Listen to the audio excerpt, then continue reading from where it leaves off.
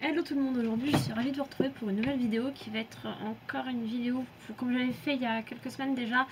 J'avais fait 5 jours 5 films, là je vais faire 6 jours 6 films parce que je n'arrivais pas à me décider tout simplement pour le sixième à l'inclure ou pas dans la vidéo, donc je me suis dit bon, ouais, pourquoi pas.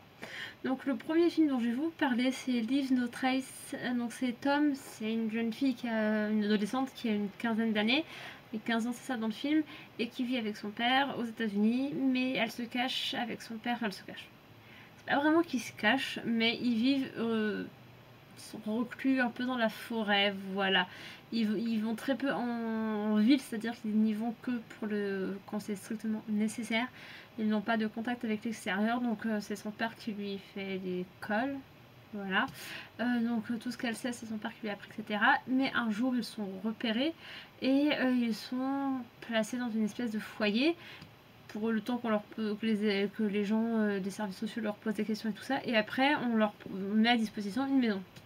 Sauf que elle, donc Tom s'adapte très bien et son père a beaucoup plus de mal et après il va leur arriver plein de choses et tout ça. Alors pour ce qui est de mon avis maintenant, j'ai bien aimé le côté qui se cache dans la forêt, que son père n'arrive pas à s'adapter et qu'elle a envie d'autre chose en fait du coup Tom. Mais voilà, ce que j'ai moins aimé c'est le côté, alors je veux bien le côté très peu de dialogue ne me dérange pas du tout dans le film. Mais voilà, ce que j'ai moins aimé, c'était peut-être le côté on comprend pas trop les raisons du père. Voilà. Après, on n'a pas trop à comprendre les raisons non plus, c'est juste qu'elle a évolue différemment de son père. Mais voilà, j'ai pas trop accroché. Voilà. Mais c'était quand même bien, mais voilà. Un petit peu plus. Je dis pas que je reproche pas au film sa lenteur, mais peut-être un peu plus de tension dans le film aurait été pas mal. Ensuite, l'autre film dont je vais vous parler, il était passé à la télé il y a pas très longtemps. Il y a quelques semaines, c'est donc du coup L'Armée des Ombres de Jean-Pierre Melville. On va suivre, ça se passe pendant la guerre en 1942. Donc pour ce qui est du résumé, c'est Gerbier, ingénieur des ponts et chaussées, est également l'un des chefs de la résistance. Et donc du coup il est dénoncé et il est incarcéré dans un camp de prisonniers. Et donc du coup il prépare son évasion, après il se fait recapturer, il a tous des trucs avec les Gestapo et tout ça. Enfin voilà. Mais il dirait. Bon. Bref, j'en vais pas en dire plus. Mais du coup, il y a pas mal d'acteurs connus. Donc, Lino Ventura, Simone Signoret, tout ça. Tout ça. Alors, je l'avais. En fait, je me souvenais pas, mais je l'avais déjà vu ce film. Il y a quelques années. Non, franchement, sans déconner, j'ai beaucoup aimé ce film. J'ai beaucoup aimé déjà quand on fait Lino Ventura, Simone Signoret. Bon, dommage qu'on voit pas assez Simone Signoret dans le film.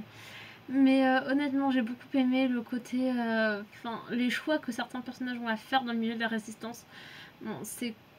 Enfin, là, c'est romancé, mais je veux dire, c'est romancé, entre guillemets. Enfin, mais je veux dire, ce que j'ai beaucoup aimé, c'est les choix des fois. Comment Des choix inchoisissables que certains personnages ou que certains résistants, je pense, ont dû faire pendant la guerre. Et ça, j'ai beaucoup aimé ce côté-là, cet aspect-là du film. Ensuite, le troisième film que j'ai regardé, c'était Once Upon a Time in Hollywood. Alors, j'étais pas allée le voir pendant sa sortie en salle. Mais du coup, en fait, on va suivre un acteur de cinéma et son cascadeur. Donc, sa doublure, en fait, dans toutes leurs aventures donc à Hollywood. Et ce que j'ai moins aimé, donc, je sais pas, enfin, j'adore pourtant. Enfin, j'adore. J'aime beaucoup DiCaprio, Brad Pitt, pourquoi pas, mais j'ai moins aimé le fait qu'ils aient changé un peu l'histoire de l'assassinat de la femme de Polanski. Alors je rentre pas dans les débats de ce qui se passe avec Polanski, enfin voilà, je rentre pas dans ces débats, je dis juste que ce qui s'est passé avec sa femme, la fin, son assassinat a été changé du coup. À cette époque-là, donc voilà, ça peut-être j'ai moins accroché. Après, Tarantino, c'est peut-être tapé un délire dans le film, je ne sais pas, c'est peut-être des plaisirs, je ne sais pas. Mais voilà, j'ai peut-être moins accroché sur ce film-là. J'ai beaucoup aimé par contre la scène entre DiCaprio et la petite fille, enfin, la préadolescente actrice. Voilà, j'ai trouvé ça criant de vérité. Voilà, mais après, voilà, je m'attendais à un truc de. Enfin, on m'avait tellement vanté les mérites dans la presse et tout ça que voilà, je m'attendais à un truc de dingue et en fait, pas si dingue que ça au final. Ensuite, j'ai regardé Blade Runner, mais le film, de 82, pas le tout récent qui est sorti il y a quelques temps déjà, un petit moment, que j'étais pas allée voir parce que j'avais pas vu le 1, donc j'étais pas allée voir le 2. Bref, donc j'ai regardé le Blade Runner, donc le premier qui est sorti en 82. Et alors j'ai bien aimé l'approche du futur dans le sens... bon, ça se passe en 2019, mais du coup c'était le futur pour 82, enfin, voilà. Mais ce que j'ai bien aimé, c'était que c'est pas un truc futuriste dans le sens avec des vaisseaux qui volent partout, machin. Ça restait un peu entre guillemets de ce qu'on connaît, mais ce que j'ai moins aimé, c'est lent. C'est lent, il ne se passe rien, aucune action. Enfin, je m'en fous d'un film d'action, mais aucun. Enfin, je veux dire, on attend que ça se passe en fait. Ça aurait pu être beaucoup. Je pense que le film aurait été raccourci d'une demi-heure, ça aurait gagné en intensité. Voilà. Et le dernier film dont je vais vous parler, l'avant-dernier film, pardon, dont je vais vous parler, c'est Jumanji. Donc c'est un film, Jumanji, pas les derniers qui sont sortis, mais l'original, celui de 95, il me semble qu'il est sorti en 96, pardon, autant pour moi. Le 96, donc j'avais 7 ans quand il est sorti. J'étais allée le voir au cinéma d'ailleurs, il me semble. Ouais, ou c'était une rétrospective que j'étais allée voir, je sais plus. Bref, je l'avais vu au cinéma. Et du coup, est-il encore besoin utile de présenter ce film, n'est-ce pas? Du coup, non, franchement, parce que à l'époque, quand je l'avais vu, donc je l'avais vu en français, donc doublé français. Enfin, si je l'ai regardé, c'est pas tellement pour revoir le film, mais c'est parce qu'en fait, quand je l'avais vu, c'était les VHS. Enfin, j'avais vu au cinéma en doublé français, et après, ma mère m'avait acheté la VHS en français, et je l'avais jamais vu en version originale. Donc, du coup, il me semble qu'il est passé sur Netflix. Sur Netflix, je l'ai regardé. Du coup, c'est juste pour le regarder en anglais. Donc, ce film me fait toujours autant rire.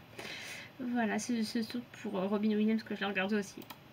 Ensuite, dernier film dont je vais vous parler dans cette vidéo, c'est Les yeux sans visage, donc de Georges Franju. Donc en fait, on va suivre un chirurgien qui souhaite, en fait, il a une fille qui a eu un accident de voiture, et ce chirurgien-là souhaite remodeler le visage de sa fille parce que du coup, elle a été accidentée vraiment au niveau du visage. Et pour ça, ce chirurgien va kidnapper des jeunes filles d'à peu près donc l'âge de sa fille, qui lui ressemble, et qui, en gros, son truc c'est de découper la peau du visage des jeunes filles qui kidnappent pour faire une greffe de peau en fait à sa fille. D'accord, ça m'a fait d'ailleurs beaucoup penser au film quelques habitants de Almodovar. Voilà, d'Almodovar, ça m'a fait beaucoup penser à ce film là, donc qui est sorti il y a un peu moins de 10 ans. Donc je suis allée, donc j'ai regardé ce film. Donc j'ai bien aimé, franchement j'ai bien aimé, même s'il date de 1960, c'est ça, des années 60, mais franchement c'est pas parce qu'il date des années 60 que j'aime pas, mais justement j'ai bien aimé franchement le côté un peu poétique du film quelque part. À un moment on voit une greffe de peau, enfin la découpe du visage d'une fille que le chirurgien a kidnappée, et ça s'arrête pile au moment où, sans aller trop loin, enfin non pas, j'aime bien le côté gore, le côté très trash des films et tout ça, mais voilà, je trouve ça un petit peu poétique quelque part ce film. Voilà, sur ce, je vous fais des gros bisous et je vous dis à très bientôt.